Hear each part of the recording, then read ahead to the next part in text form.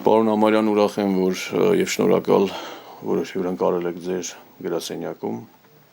Մեզ հուզում են մի շարք հարցեր, որոնք ձեր անմիջական ոլորտի կարևորագույն խնդիրներից են հանդիսանում,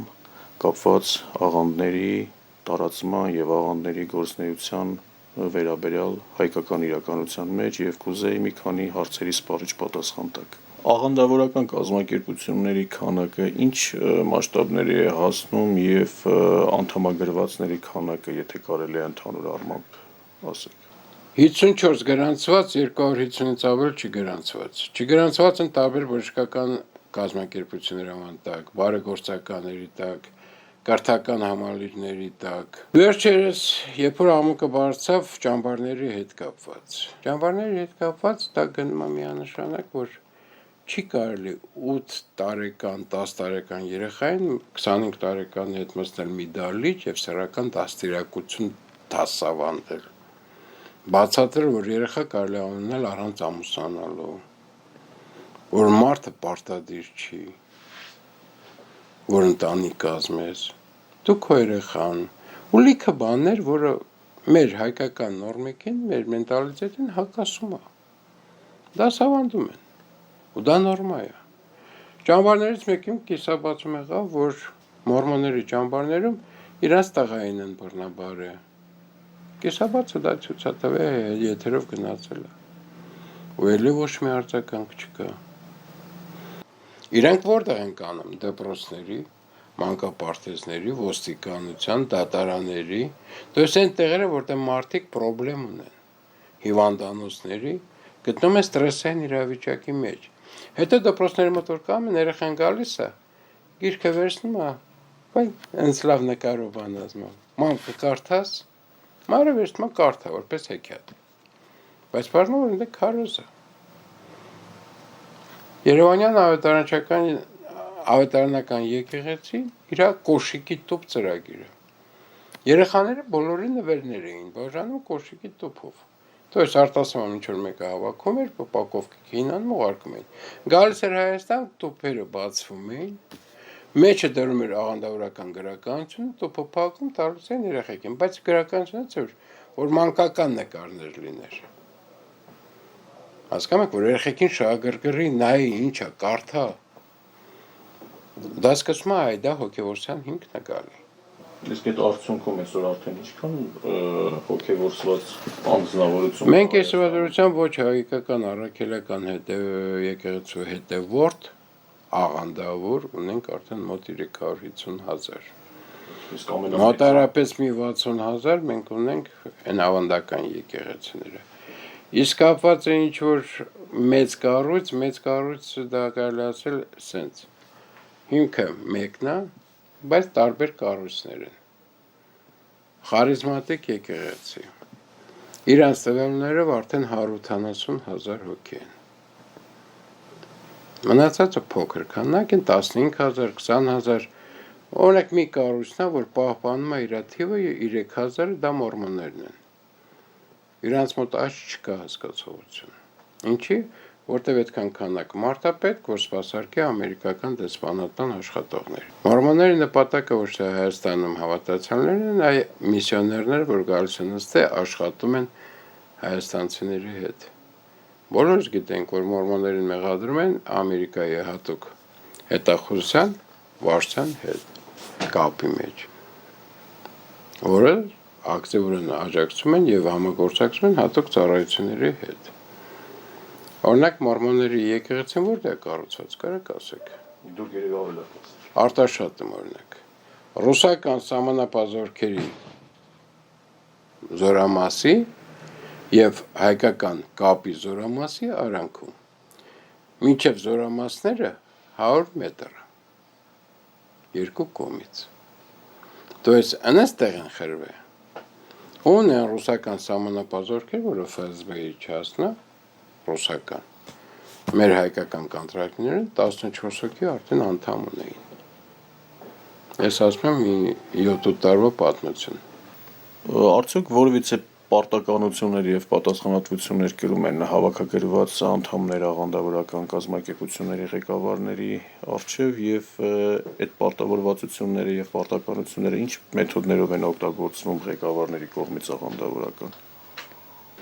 Ուրեմն աղանդավորականները մի հատ խնդիր ունեն, որը կոչվում է ենթարկվել։ Եվ դրա արդյունքում Առազիլը եւ վաստույ։ Իրանք ենթարկում են հովիվին, ֆինանսավորումը իրանց կողմից արվում,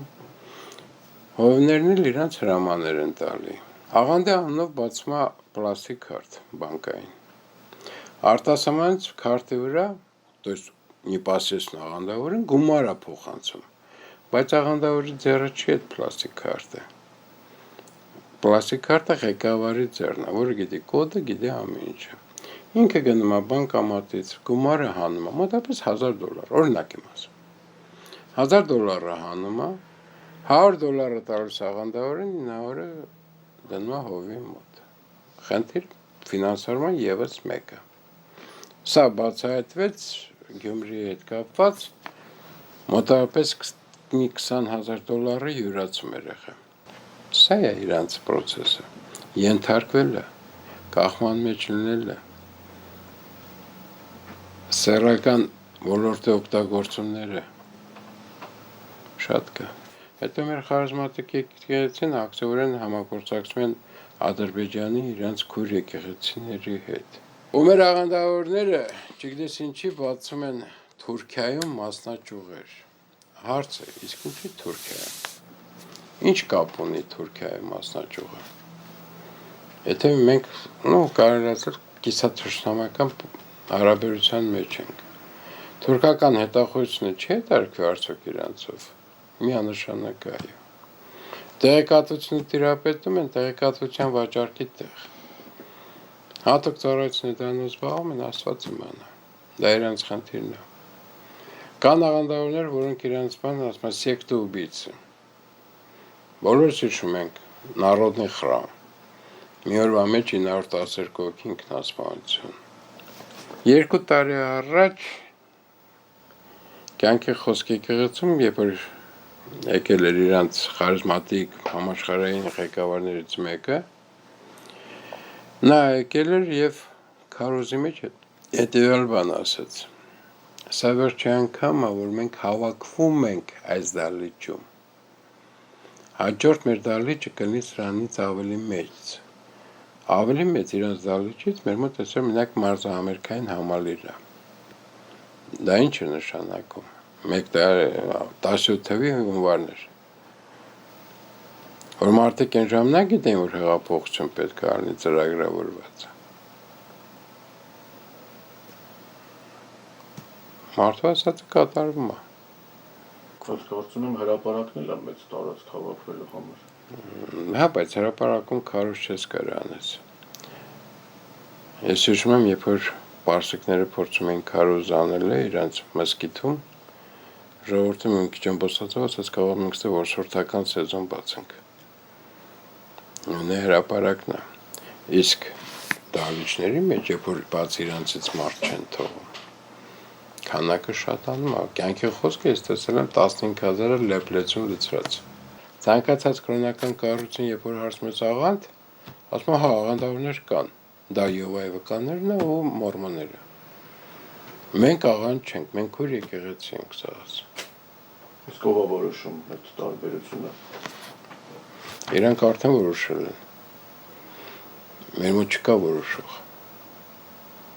Հայաստանում չկա ոչ մեկը, որ կարողանա որոշի 15 տարի պայքարում եմ, 15 տարվա մեջ ոչ մի խնդիր ես չեմ կարողացել լիարժեք լուծել, բացի մի բանից, ժողովրդին տեղեկացնելու ով է։ Եթե առաջ ժողովուրդը գիտեր մենակ Եհովայի վկա, հիմա սաղեաներով կարան ասեն։ Հիմա մեր համալսարանում սկսել են գոնե հետարքրվել աղանդներով։ Այդ աղանդներից հետ բերելու ճանապարհները, որոնք են մարդուն իրական ճանապարհին դնելու համար։ Աղանդից հետ բերելու ճանապարհը շատ դժվար է լինելու, որտեղ միանշանակ ծանր process-ը լինելու։ Միջազգային նորմերով դրան պահանջում է 2-ից 7 տարի եւ մեծ գումարներ։ Մեծ գումարները նրանով, որ աղանդը պետք է իզոլացիան ենթարկվի իր հետ աշխատվի, փորձեն իր բխտորված մտքերը ուղեղը մաքրեն, ուսարկեն նորմալ մտածող, որոշում կայացնող անձնավորություն։ Մեր մոտ դա չկա։ Մենք չունենք մասնագետ։ Իսկ ձեր պրակտիկայում եղել են, որ ձեր կողմից եք իհարկե փորձել։ Մեր կողմից մենք արել ենք։ Մենք ունենք այսվադրությամբ 87 հոգի նոր մկրտված հայ առաքելական եկեղեցու հետևորդներ։ Ինչպիսի պրոցեսներ են օգտագործում աղանդավորական կազմակերպությունների ղեկավարները հավաքագրելու մարդկանց իրենց շարքերում։ Ցանկացած մարդուն կարան իրեն գնահատականը տան 5 վայրկյանում։ Այսինքն ցանկացածը պոտենցիալ աղանդավոր կարող դառնա։ Միանշանակ այո։ Մենակ խմած մարդը, որ չկա ուղեղի վրա ազդելը։ Մնացածը վրա կարաս ազդես։ Նրանք տիրապետում են այդ բոլոր հրահարքներին, որպեսզի կարողանան ընդգրկեն իրենց շարքը։ Միանշանակ սովորում են։ Պարոն Ամերյան, մեզ հետաքրքրում է իմանալ, թե ինչպիսի ֆինանսավորման աղբյուրներ ունեն աղանդավորական կառույցները եւ ինչ մասշտաբների է հասնում ֆինանսների հոսքը դեպի Հայաստան, առավել եւս ինչ նպատակներով են օգտագործվում այդ գումարները։ Հասարակ հավատացյալին ֆինանսները չի հասնում։ Իսկ ուր է գնում այդ ֆինանսները։ Ղեկավարների մոտ։ Իսկ որտեղ է ծախսվում, ինչ նպատակներով են ծախսվում։ Ես գիտեմ աղանդավորական կառույցի ղեկավար իր գոլեգային Կազախստանում նվեր է 4 միլիոն դոլարի հաշվությամբ։ Հայաստանի մասին է խոսքը։ Այո։ Տարբեր բաներ։ Գիտեմ ղեկավար, որ պարտքով փող է տալի իր հավատացյալներին, տունները, հողերն է, տներն է գրում է իր անունով, հետո ստացվում է այն վիճակով այդ մարդը չկարողանա փակի, իր ծերից խլում է տունը հողը։ Փաստերի կան սաղավներով իմ մոտ կա։ Պրոստը հրապարակելուց հետո արդյոք այդ մարդիկ կուզենան գան ու նույն բանը ասեն, որտեղ վախ կա մեջներ։ Իմ մոտ գալիս խոսում են, բան չունեմ ասել։ Բայց որ դուրս են գալը վախը մեջն է։ Այսինքն ինչ պետք է անել։ Կյանքի նկատմամբ վախը։ Վախը եկել իրանց աղանդի հովիվի նկատմամբ։ Աղանդավորական կառույցի ղեկավարի նկատմամբ։ Իրանց հարցադրումներն են, որ ցանկացած աղանդավորն կարան կամպրոմատ խայտարակեն, նվաստացնեն, շրջապատի մեջ, ընտանիքը քայքայեն։ Եվ կրոնական կառույցները, խարիզմատիկները շատերը հիմնվում են իրանց կամպրոմատների վրա։ Սայենտոլոգները ամբողջ աշխարհի վրա ինֆորմացիա են հավաքում։ Մենք ուրախ ենք, որ Հայաստանում չկա, պարզվեց Հայաստանում շուտվանից կա սայենտոլոգներ։ Հետո ինֆորմացիան հետագա։ Դաժե հայկական գիրքը կա, դիանետիկան։ Ինֆորմացիան հետագայում ինչ նպատակներով են օգտագործում։ Ցանկացած հետախուզական ոլորտ հանգիստ կարան օգտագործեն։ Գործակալների ներդրում Հայաստան հանգիստ կարան օգտագործեն։ Կառավարության ղեկավարների վրա ճնշում գործադրելու համար հանգիստ կարան օգտագործեն։ Պետք է ամեն մեկին բերել պաշտոն դնել։ Մենք բերում ենք ամեն մեկին ու ստացում ենք պաշտոնի չիմանալով անցյալում ինքը ինչ է եղել։ Ով է եղել։ Ինչ թերություններ ունի, որ կարող է վաղը վարքաբեկի հենց նույն ղեկավարին։ Ինչ կարծիք ունեք, այդ ձեր ասած պրակտիկան հիմա ավելի ակտիվ է օգտագործվում, թե։ Դա միշտ էլ եղել է։ Ավտացիք հիմա պրոստը մի քիչ բացահայտ է։ Հիմա մի քիչ բացահայտ է։ Մենք խոսում ենք Թալանի, բանի մասին, բայց ոչ ոք չի խոսում։ Առաջին նախագահի ժամանակ հիմքը դրվեց Թալանի։ Բոլոր խոշոր պետական հիմնարկները սննկացվին։ Անձեն աչքով երևում է, որ պետական ապարատում այսօր դու նաև դա չեն թաքցնում, որ կան մարդիկ, ովքեր ներկայացնում են տարբեր աղանդավորական կառույցներ։ Ինչ կարծիք ունեք, արդյոք սա ազգային անվտանգության շահերին հակասող եւ հարվածող գործընթացներ չեն։ 2008 թվականի անկարգություններին մասնակցել են։ Ես ինչ եմ ասում, 2008 թվականի պրոսպեկտի սաղնակարահանումները ես եմ արել գիշերով։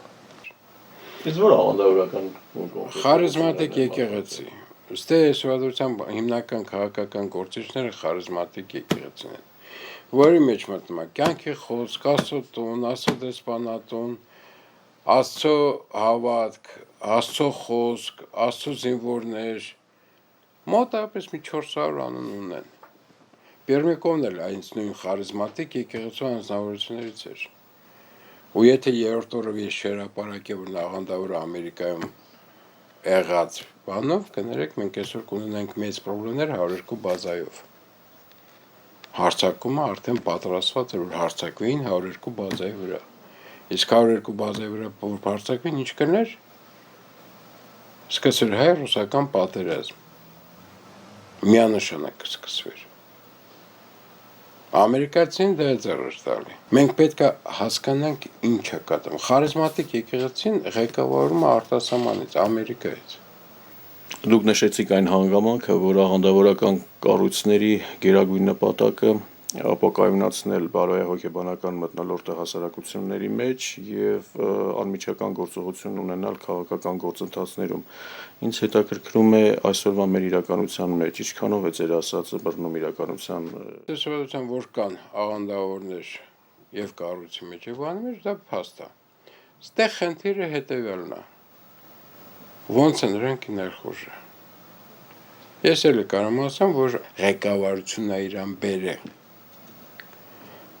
Ինչպես նաև եւ օրինակ Ուկրաինային է։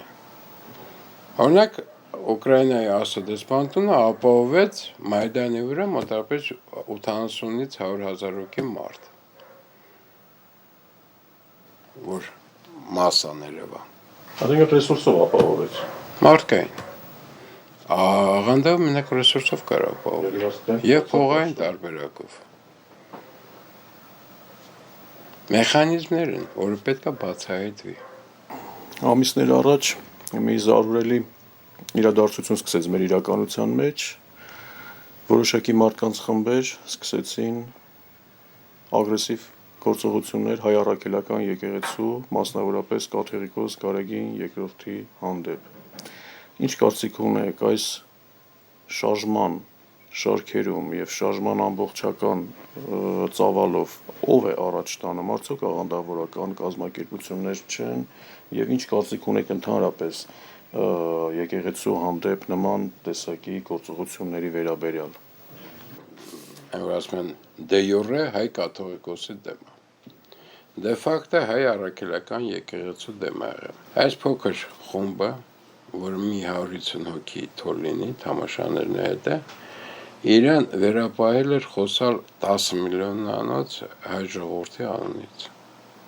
որը անընդունելի է։ Դրա համար իրանք ոչ մի բանի չեն կարող հասնել։ Իրանք հետո երբ փորձեցին սրբազաներին նկատմամբ ճնշում գործադրեն, հոգևորություն անեն, որ սրբազաները իրանց կողքին կանեն, բան անեն, դա միանշանակ անիմաստ էր եւ չէր ստացվելու։ Հիմա սկսել են իրանք ակտիվորեն կամաց հետ ողորմի անել իրանց ամբողջ այդ գործողությունները։ Սաղի մեջ կային, այդ 150 հոգու մեջ կային մարդիկ, որոնք հավատում էին, իրանց արածին, իրանց նպատակներին, բայց հիմնականում սա ես համարում եմ համապատասխան խաղ միջոցառում ընդդեմ հայկական առաքելական եկեղեցու կողմից է կազմակերպված աղանդավորների կոնկրետ միանշանակ։ Այդ արդեն խարիզմատիկ եկեղեցի։ Իրանք 10 թվին երբ որ մեր կառավարությունը եւ սահմանադրությունը իրանք տվեց մեր հայ առաքելական եկեղեցուն նշել որպես գլխավոր եկեղեցի։ Իրանք ինչ արեն, իրանք միացան իրար հետ, հռչակին մի հռչակագիր բրկենքեցին, պայմանագիր արեցին եւ խարիզմատիկ եկեղեցին սկսեցին իրար հետ միանալ։ Եվ իրանց բանով է դա գնում էր մնացած բոլոր գործողությունները։ Իսկ դա մոտավորապես ոչ շատ, ոչ քիչ 180,000։ 180,000-ը ցանկացած ընտրությունների ժամանակ դա ուժ է։ Դա շեմա 5%-ի անցնելու process-ն է։ Դա շեմա շատ գործողություններ, որ կարան հետո անեն։ Բայց մի բան է լինել ուժ իբրև ընտրող, մի բան է ընտրելուց հետո թելադրել սեփական շահերի իրականացումը։ Դե ամեն ինչը կամաց են գալու։ Փաստորեն մենք այսօր գտնվում ենք աղանդավորների շահերի իրականացման process-ում, փուլում։ Մենք այսօր չէ, մենք շուտով ենք գտնվում։ Ну, այսօր ավելի վառ է։ Վերջին 5 տարի, չէ, այսօր վառ այնքան որ իրանք բացահայտում են։ Պրոստը մի բանը թաքնված, մի բանը որ արդեն այնքան վստահ որ դուրսանեկի արդեն ասվարեց։ Ինչպեսի գործողություններ է իրականացնում հայ առաքելական եկեղեցին մեր ազգային բանակի շրջանակներում տարածելու առաքելական արժեքները եկեղեցու եւ պայքարելու հենց տեղում բանակում ներկա աղանդավորական կառույցների ներկայացուցիչներին իդ բերելու դեպի հայ առաքելական եկեղեցի։ Ինձ շատ հետաքրում է այս հարցը, պարոն Ամարյան, կուզեի մանրամասնեք։ Մենակ եւ այ վկաներն որ բանակ չեն գնում, մնացած աղանդավորները բոլորը բանակում ծառայում են։ Իսկ դա բանակի բարոյահոգեբանական մթնոլորտը չի շեղում։ Շեղում է։ Դա համար այս վերադարձան բանակը ակտիվորեն զբաղվում է դրանց դեմ։ Կոնֆերանսներ անում, դասընթացներ անում, սիմպոզիումներ անում, աղանդների դերը եւ աղանդների գործունեությունը բնայում։ Ոնց կարելի է վնասազերծել, հանել, փոխել, մաքրել, դասիցաղ։ Հա? Արդյունքներ կան։ Հա, կան։ Կան, շատ արդյունքներ կան։ Այսինքն ազգային անվտանգության թիվ 1 խնդիրն է դարձել։ Միանշանակ այլ։ Մեկ ականատեսը եղանք, որ կաթողիկոսի անձի նկատմամբ ուժ գործադրվեց եւ բռնություն։ Ինչ կարծիք ունեք, արդյոք սա աչքաթող չի արվում համապատասխան մարմինների կողմից, որպեսզի մեղավորները պատժվեն եւ չի ուղղորդվում որոշակի ուժերի կողմից։ Ինչ կարծիք ունեք, պարոն Ամարյան։ Վիապարն պետք է պահպանեին ոչ թե ոստիկանությունը, այլ ազգային անվտանգությունը։ Իսկ ինչի չի արվում դա։ Արվում է։ Ուրիշ։ Ինչի չեն արել, դա է առանձին հարցը։ Եվ երկրորդ հարցը ով է թույլ տվել։ Պատկերացեք նույն ձևի հարցակվեն նախագահի վրա։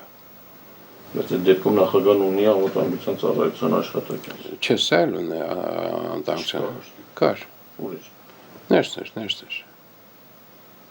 Նկարների մեջ ուշադրն եք գտնեք։ Խոսքը գնում է, երբ որ նա Բան չունեմ ասել, ես հասկացա, կար։ Ստեղ խնդիրը մի քիչ ուրիշ է։ Առաջինը բոլորը ազատությունը որ ստացավ ժողովուրդը, դա դարավ անարխիա կոչ։ Իսկ ով տվեց այդ ազատությունը։ Դե հիմա, երբ որ շատ ազատություն են կոնում, դա այդքան լավ չի։ Հետո ժողովուրդը սկսում է արդեն մի քիչ խելագար անարխիկ ստի կարգավիճակում գտնվելը։ Դա պետք չի։ Նույնը վիապարը դեմ։ Բայց լավ վիապարը թողում ենք մի կողմ։ Ոստիկանության վրա հարձակումը տրանսվեստիտների կողմից։ Սրան ինչ կասեք։ Ամերիկայում լիներ սաղնկը գնդակարային տեղն ու տեղը, առանց մտածելու։ Ու կլեին ճիշտ, ոչ ոք չէր կարա ոչ մի ոստիկանը չէր տուժի։ Եթե մեր ոստիկանության վրա հարձակում են տրանսվեստիտները, ու ոստիկանությունը ձեն չի հանում, այն ինչ կադրեր ցույց տվեն, որ հրապարակվեց ամբողջ աշխարհով։ Սա ինչ է նշանակում։ Նոյեմբերի 15-ից 18-ը Հայաստանում տեղի ունենալու LGBT-ի եւ եվրոպական հոգեվոր կառույցների ներկայացուցիչների ֆորումը։ Ինձ հետաքրքրում է ձեր անձնական կարծիքը այս միջոցառման կապակցությամբ եւ կուզեի մի քիչ մանրամասնեիք եւ բացատրեիք, թե ինչու է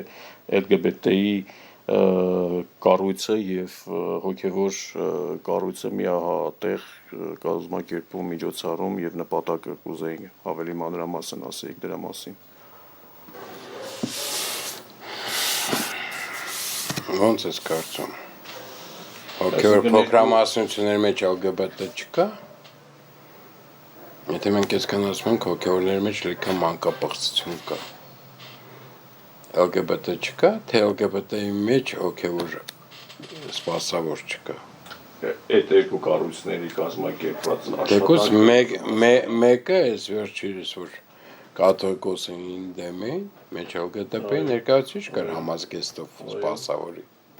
Ոչ առաքելական եկեղեցու հետևորդներ։ Ու ես հասկանում եմ ուղղակի ինձ Դա կարող է լինի ցանկացած խարիզմատիկ եկեղեցու ներկայացուցիչ։ Որոնք ինչ են քարոզել։ Ամուսնությունը, LGBT-ի եկեղեցու, երեխայի որդեգրման խնդիրները։ Տպել էին, որ ես վատությամբ ներկայացրել են նախագիծ, որ դա պետքա լինի Հայաստանում եւ քրեական օրենսգրքով LGBT-ի լուբոյ շարժումը երթը խոչընդոտներին քրեական օրենսգրքով պարտավոր են դատել։ Աղանդավորը իրեն ֆինանսավորում է ոնց ուզում է։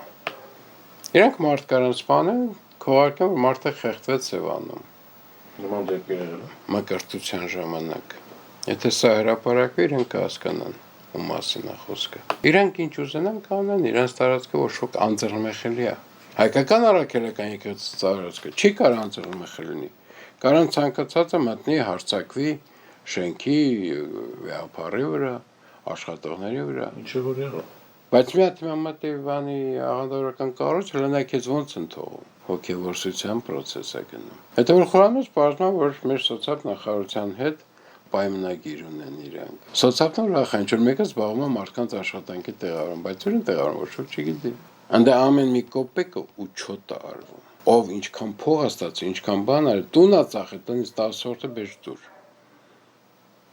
Մեկը քեզ կաշառք տվեց 100,000,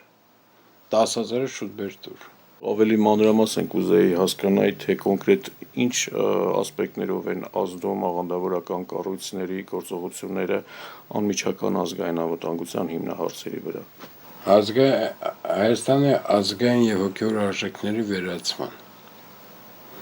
Իրանք ըստ ձեզ որ փորին են այսօր հասել արդեն։ Կարելի է ասել 60%-ին։ Մեր օրենքը 91 թվի օրենքը տալիս է հետեւյալը. միայն գրանցում աղանդավորի։ Հսկողության մեխանիզմը չկա։ Ինչ է հոգևորսությունը, որ արգելված է օրենքով, դա չկա։ Ով կարա բացատրի հոգևորությունը ինչ է։ Իհարկե ոչ մի իրավապահ մարմին, ոչ մի դատական ատյան, ոչ մի պետական մարմին չի կարա մարդուն ասել դու հոգևորությամբ ես զբաղված, որտեղ դրա բացատրությունը չկա։ Ու մեր այդ օրենքով մի բան է, որ ընդ կա, որ արգելում է ֆինանսավորում արտասահմանից։ Բայց բոլորը ֆինանսավորում են։ Ինչի հսկող չունենք։ Ոչ մի աղանդավոր հլայնից դատի չի տվել։ Ապատեղեկացման համար։ Իմ ասացի կեսը ասում է կոմիտասը, վարդապետ կոմիտասը, իրան դատ են տալի։ Եթե նկատած կլինեք վերջի հրապարակում հավաքված մարդկանց միտինգի ժամանակ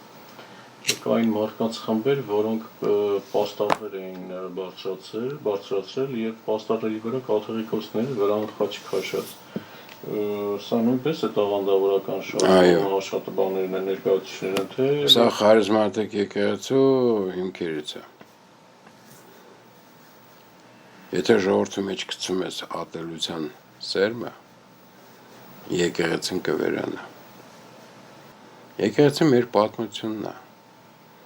6 դար որ մենք հալածանքի տակին կեղի մուսուլմանների ով է եղել ժողովրդի կողքին, եկեղեցին չէ։ Եկեղեցին է պահի ինքնությունը, եկեղեցին եղել է պետականությունը, եկեղեցին եղել է հոգևոր ղեկավարությունը։ Ու ժողովուրդը կարողացել է մնալ որպես հայ ազգ։ Իսկ մա ինչ, եկեք եկեղեցուն ոտնահարենք, ծեծենք, ջարդենք, փշրենք, քանդենք, սա ենք անում։ Բայց դա չի ճիշտը։